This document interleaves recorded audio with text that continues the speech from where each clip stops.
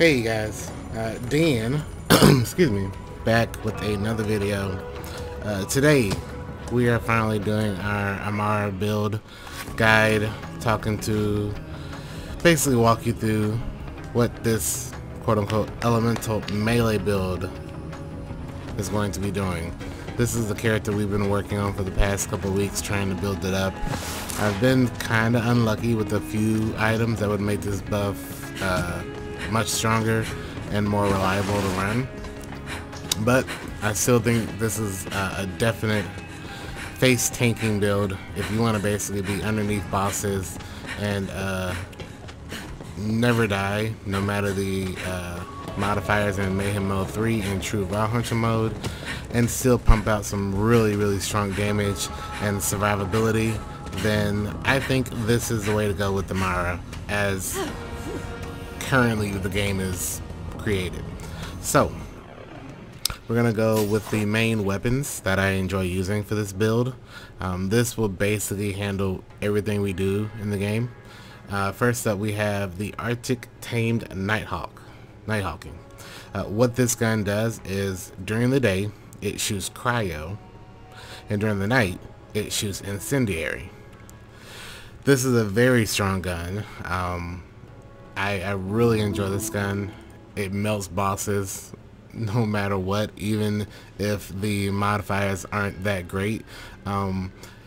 What I've noticed is if the modifiers don't like normal bullets, for example, if there's a negative modifier of normal bullets, which some of our other weapons use, this one is what I normally will use to still put out some really solid damage, because this takes elemental bullets. And it's really good. I don't remember where I got it from. I believe I got it from just farming Gigamine. But it's a really solid gun. If you find yourself looking for a Nighthawking, I would highly suggest picking up the cryo one. Really any prefix version works. But picking up a Nighthawking, I believe for any class, especially Amara, is really solid. Next up, we have Rowan's Call. This is a secondary option. What I would highly suggest if you have it is Brainstorm. I believe that's the name of it. It's a shock weapon as well. However, I have not been able to get one past level, I think, 28, and we ended up selling that one because we're level 50 now, so it was basically pointless for us to have that. But until I get another Brainstorming, Rowan's Call is a really good secondary option. What it does is every time I hit critical hits, it chains to other enemies, and it also gives me bullets back. It's really strong. The shock chance isn't fantastic. This is why Brainstormer is significantly better. You could also, I guess, use a conference call if you have a shot conference call. It's okay. It's not bad, but to handle shock shields and to strip those shields, I basically swap between these two. But since I really don't main conference call and I main another shotgun for this build, I want to save all my shotgun ammo for using that weapon. So instead we use the AR, for example, Rowan's Call.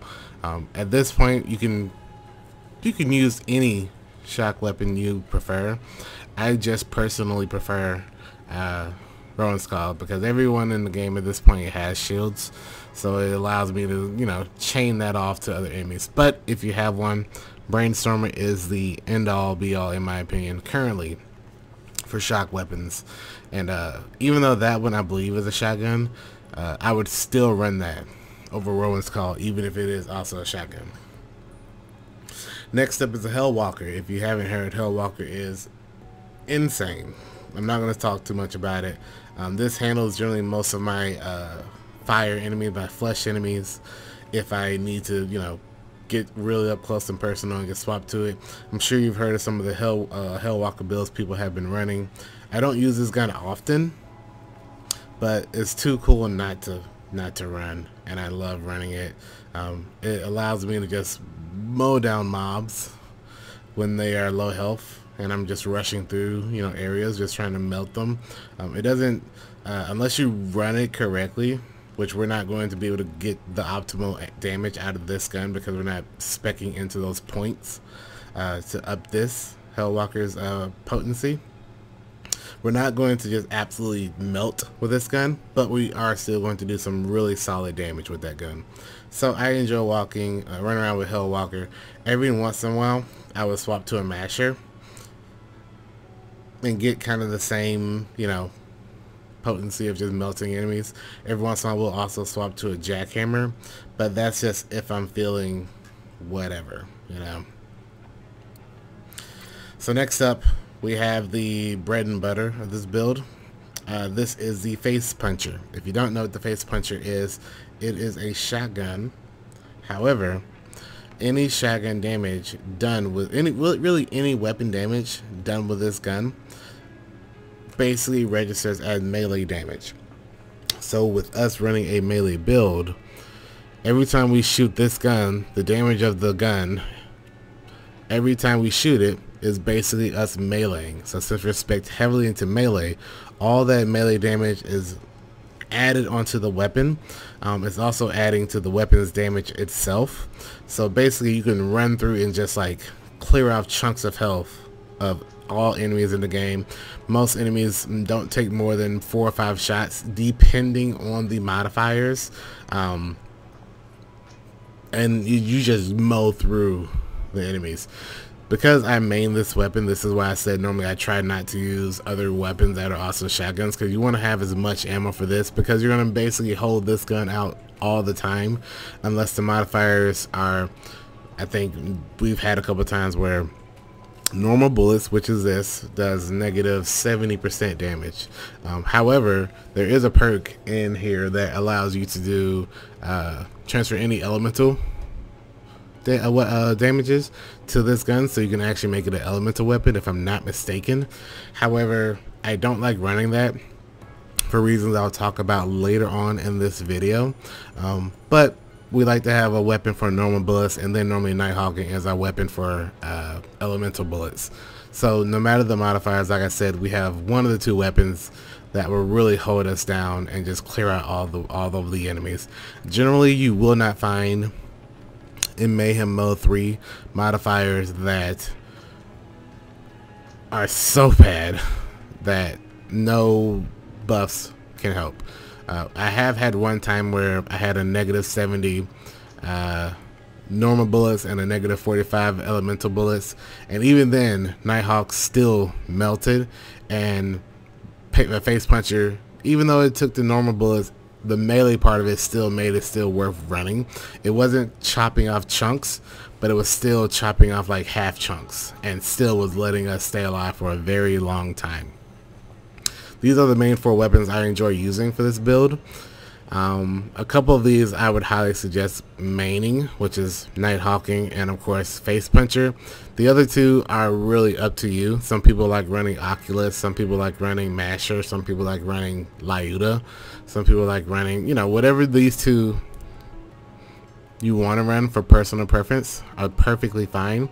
The only ones I feel for me are the optimal choices are Nighthawking and face puncher. Face puncher is a must.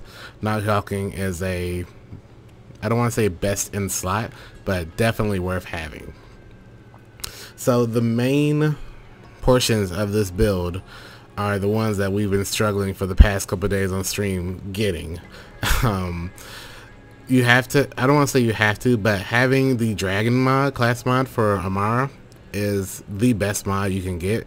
Whenever Amara kills an enemy with a melee attack, her action skill augment is triggered. This is so strong, as we'll talk about later on. I would prefer to have the 1 out of 3 perk, the middle one, to be replaced with the Find Your Center, I believe. There's a couple things here and there I wish I had different. I wish these were melee perks instead, but it does really decent jobs for us. Do harm I'm not really using, but it does give us a couple stacks. The only things I highly suggest looking for with this dragon mod, the perfect one, the one I've been farming days for, is one with the melee damage of 50%, the 25% weapon damage. The toric weapon projectile speed isn't needed. I would highly suggest, if you can get one with, I don't know if you can stat melee damage or something. Reload speed is nice, accuracy is nice. Accuracy is not as needed, but for Hellwalker, for Nighthawking, everything else but Face Puncher,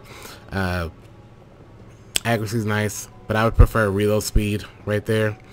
And the perks themselves that the class mod ups would be better. I've seen a couple that have some really god rolls for this, but it's the best one I've found in this game. There's so many class mods. This is the best one I found that fits what we're trying to do.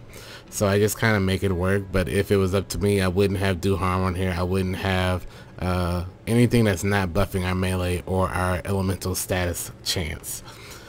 But you want to get you a dragon mod with a lot of melee buffs and a lot of weapon damage buffs. Next up, we have the other bread and butter of this build, which is the Brawler Ward. This one allows cry resistance. I also have one with corrosive resistance. The resistance isn't a huge thing. Whatever you prefer to have, I guess. Whatever one you get. What this does is every time your shields are depleted, you get 300% melee damage while depleted. And you also get 25% weapon damage while depleted. What that means with the Face Puncher is when my shields are depleted, I get an additional 300% melee damage on top of the 60% melee damage this gun does already. We also get another 25% weapon damage on top of this weapon itself. So once our shields are depleted, that's when our damage on this gun and our melee damage itself starts going through the roof. It allows us to just start deleting bosses in like under a minute, on top of just never dying. It's fantastic. Brawler Ward and Face Puncher alone are fantastic. Like I said, if I had this dragon mod with better perks, that damage and that weapon damage could be even higher. You see all these percentages of melee damage and weapon damage on these items. They all start stacking, and before you know it, you just the entire bosses are just gone. I love this build. It's not perfect, but I was hoping that a elemental melee build was going to be doable in this game, and there is. So I would highly suggest getting the Brawler Ward. I got it, 2 of them from Grave Ward, so I would suggest farming him for it. I've also gotten a Face Puncher from him as well. So if you can just farm him, I mean, right now I'm not gonna lie, just pipe bomb him until they nerf it. Just pipe bomb him if you want, and just get as much as fish and farm out of him as you can. And look for the Face Puncher and look for the Ward.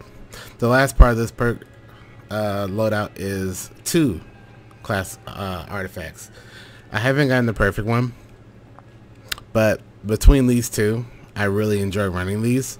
The first one is the Elemental Projector Commander Planetoid, where you get a elemental damage boost of 183%, which means any elemental damage we do is buffed by 183%. So since we're running a elemental melee build, that is super needed, and it makes our elemental damage much stronger, on top of our melee and weapon damage much stronger because we're running Face Puncher. The other perk that it has is deals 69% bonus elemental damage whenever I melee an enemy. So you can have a similar system of you melee an enemy and then you get another 69% elemental damage buff on top of all the elemental damage we already have. It's kind of great. The only downside to this is elemental type changes every 5 seconds. What that means is our weapons, any elemental bullets basically change their elemental type every 5 seconds. The only downside to that is that even Nighthawk sometimes will, instead of shooting cryo, will start shooting another element, and sometimes it can be a bit of an annoyance if you're shooting an enemy resistant to, for example, radiation, but your weapons are on that section of 5 seconds being radiation.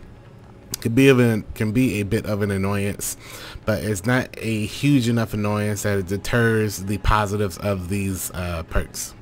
I would highly suggest grabbing these perks if you can. This artifact doesn't have the best stuff. It has melee damage, which is why I'm running it. Max shields aren't super needed because we're not trying to have our shields up. We're trying to strip our shields. So max shield would have been better to have something else on it. Melt chance is pretty good, but I would not be running any of these if I had to. I'm just running it for this perk, and the melee damage. The other item we have that we'll swap out to sometimes is the Knife Drain's Moxie Endowment. The Moxie Endowment is pointless. I don't care for the extra combat XP, but we are running this significantly for the reload speed, the weapon accuracy, and the melee lifesteal. So what happens is running the melee lifesteal allows us to face tank way more.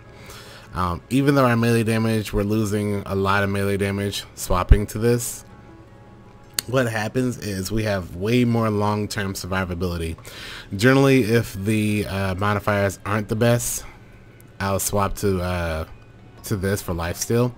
If it's going to take us a lot longer to kill enemies, what I want to do is just make sure we can still kill them and we don't die. If we don't have any negative modifiers, we'll always run the Commander Planetoid mod and just chunk out as much damage as possible.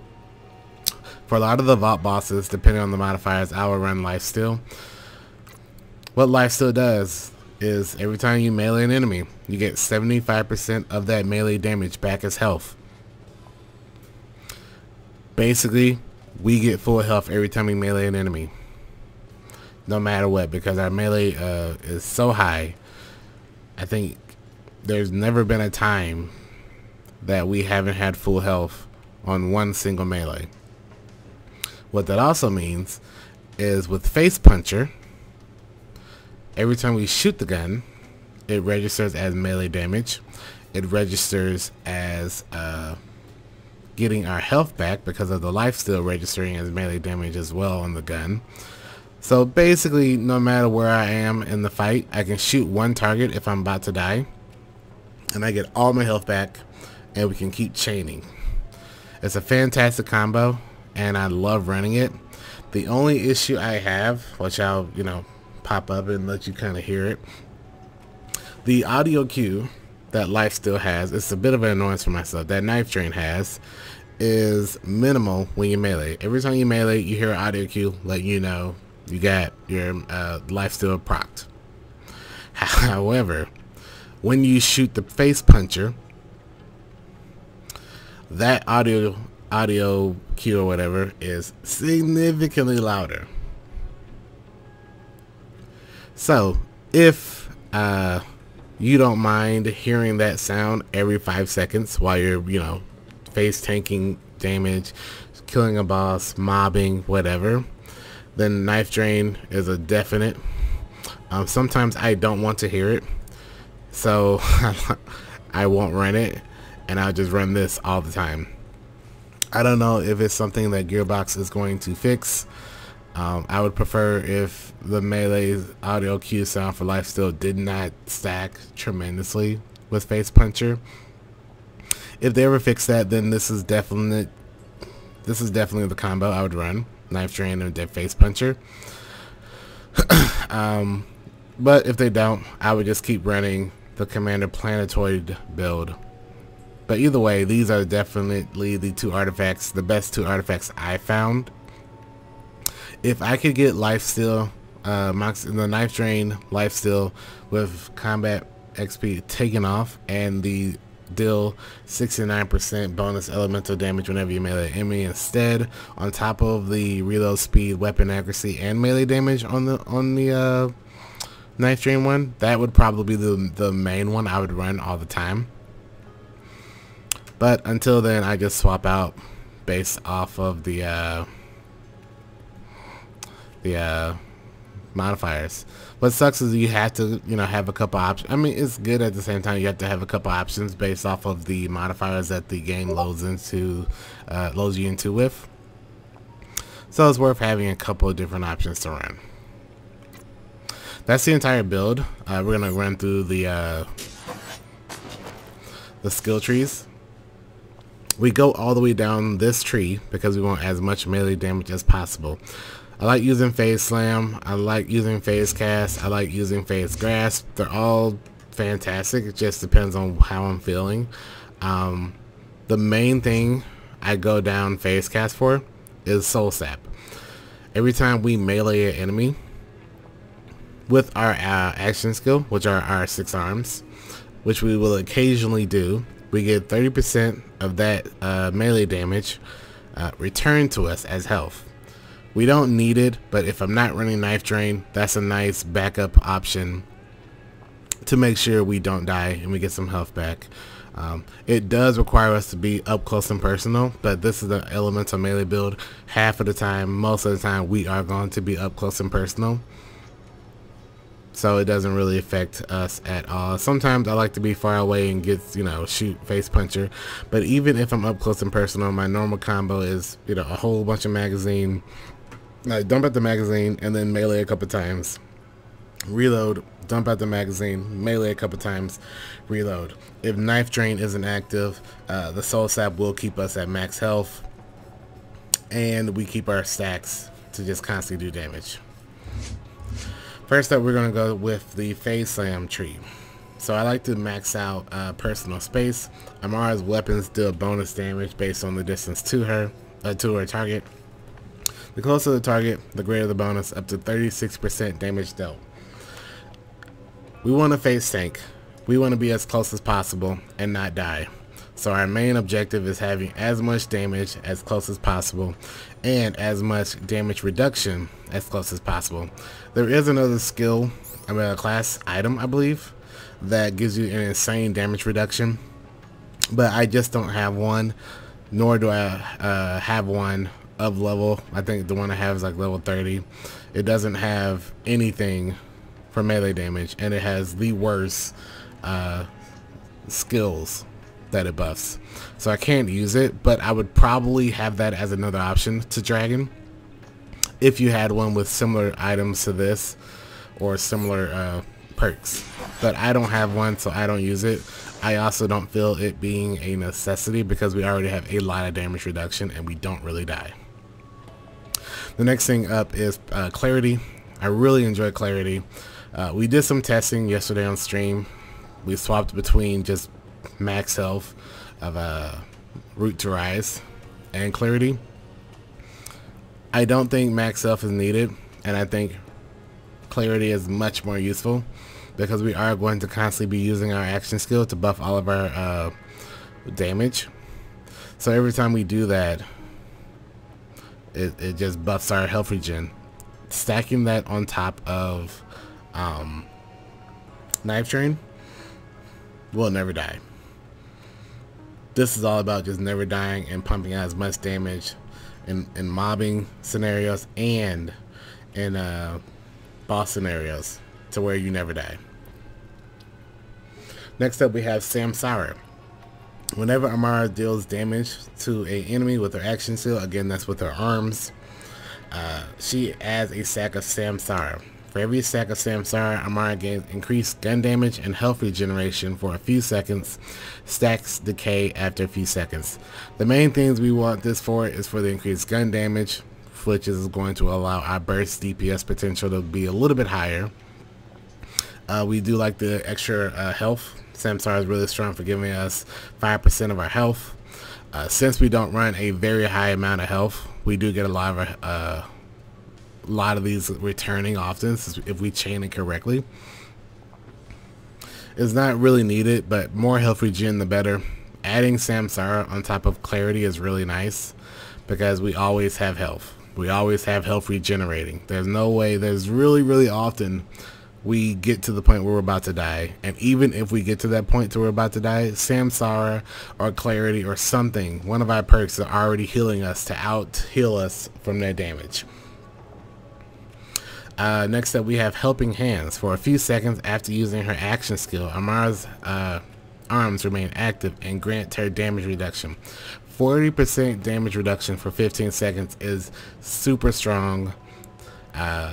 After using her action skill, her arms stay out. She also gets that damage buff for her arms, so if we decide to melee actually with our melee and not with the gun, we still get all of our damage buffs from our melees. We don't get the weapon buffs, but we do get the elemental buffs, and we also get the damage buff on top of 40% damage reduction, which I also believe is why I don't really need that class item that has the damage reduction. So having Helping Hands maxed out for all of the damage reduction just allows us to make sure we don't die when we're up close and personal on them, on anything. Next up is Find Your Center.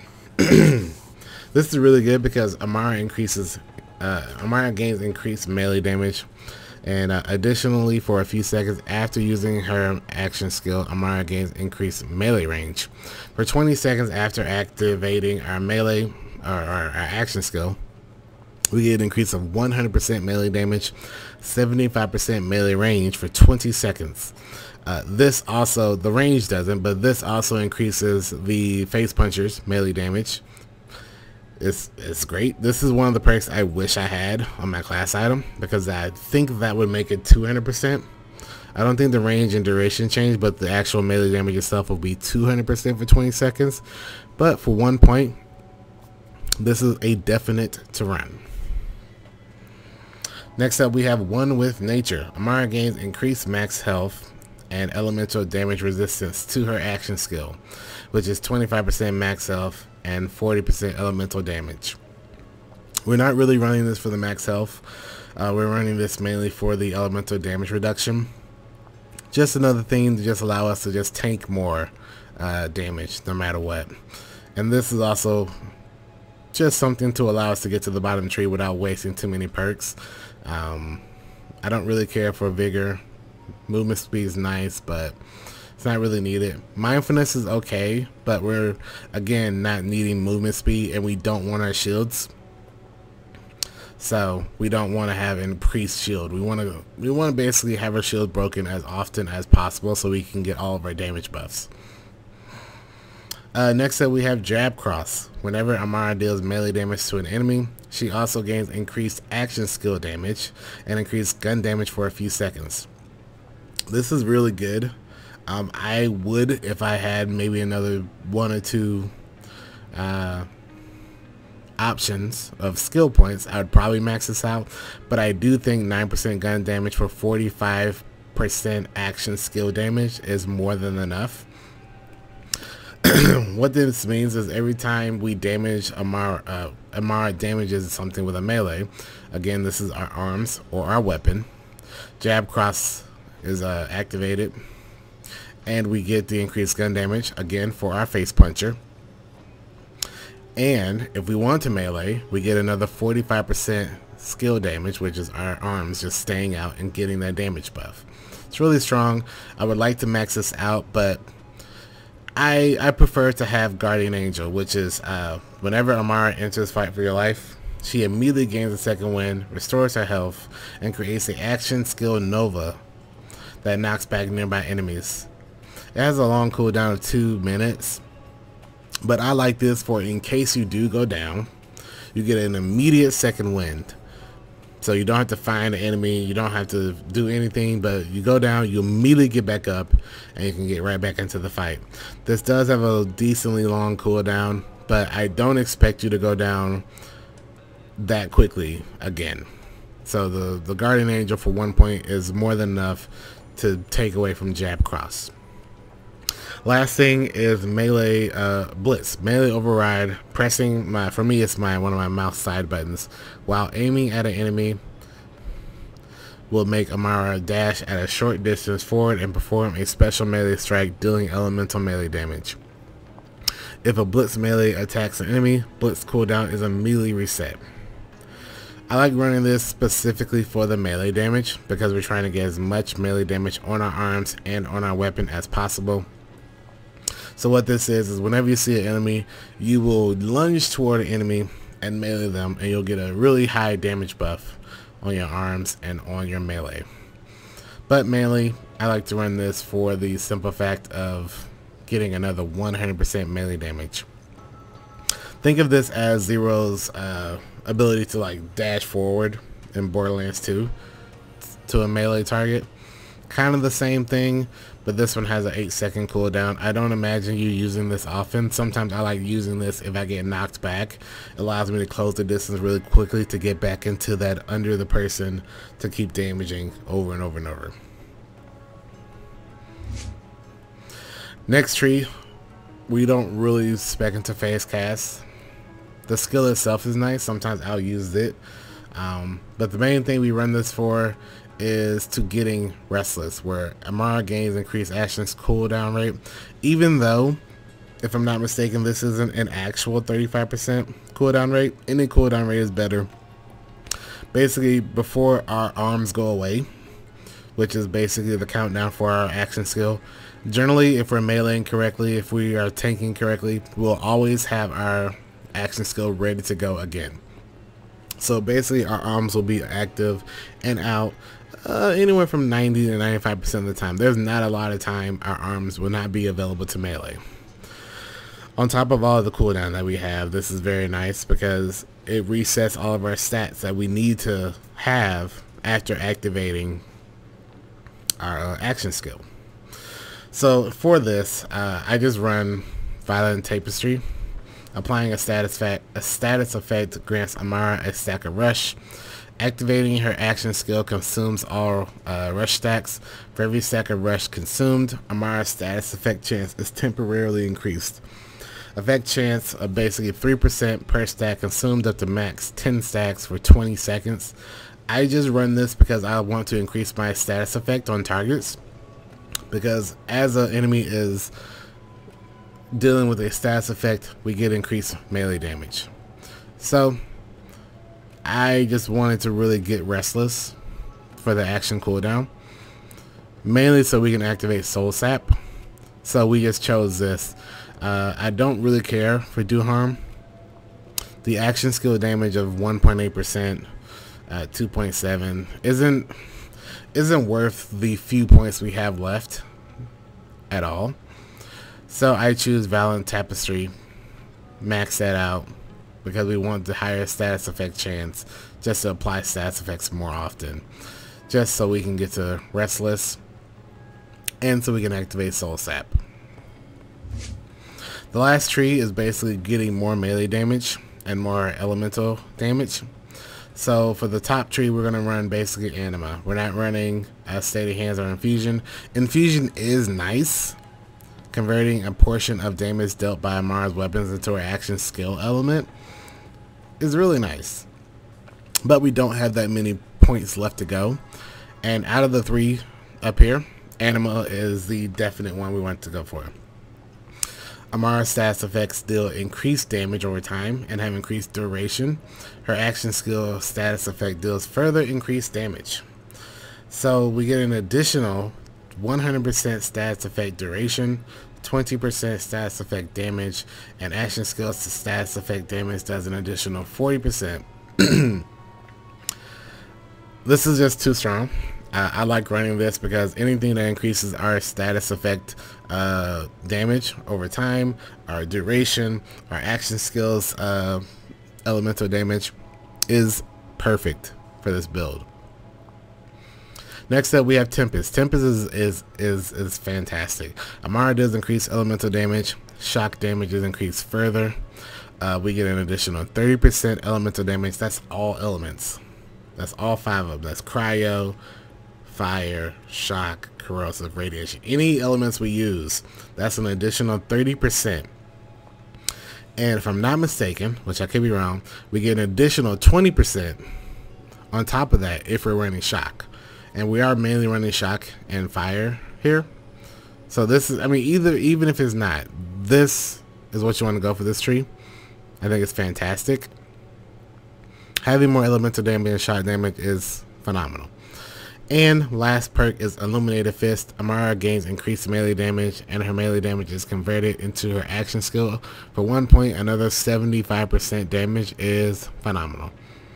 I'm not sure if I can, in a perfect world, get the Dragon class mod with Illuminated Fist. Find your center and personal space. But if I could, I would love to have those three, or personal space, find your center, and jab cross. If you find one of those with 2 out of 3 of those perks on a dragon class mod, you're set. So that's going to do it for the I guess elemental face tanking Amara, I guess is the name of this build. I'm gonna put some gameplay in the background, just kind of showing you in the end. But that's going to do it for the video. If you have any suggestions on what I should look for a change, I can't think of what else to run. Generally, I'll run just phase slam or phase cast or phase grasp, depending on what I'm feeling, and then just soul sap and just keeping the shock damage to our element. I love this elemental face tanking build.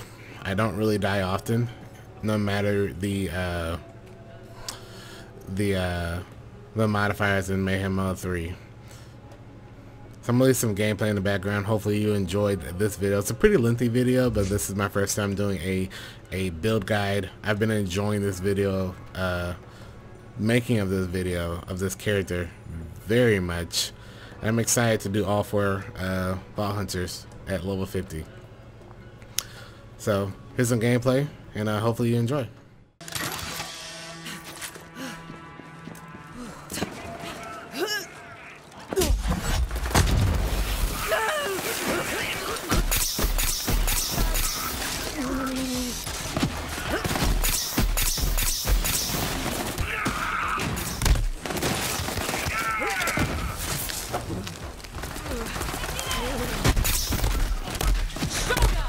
You and me.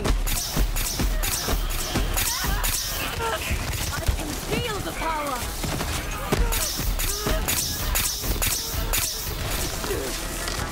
I can do that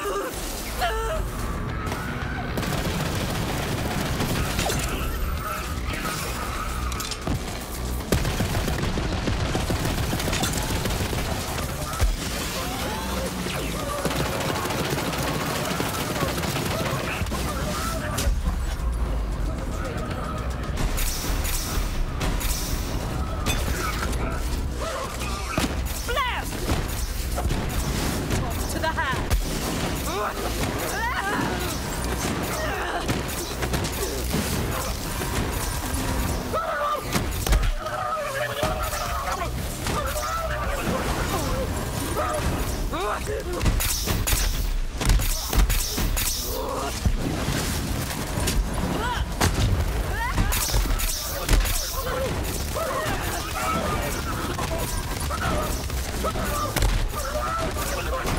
waste of my time.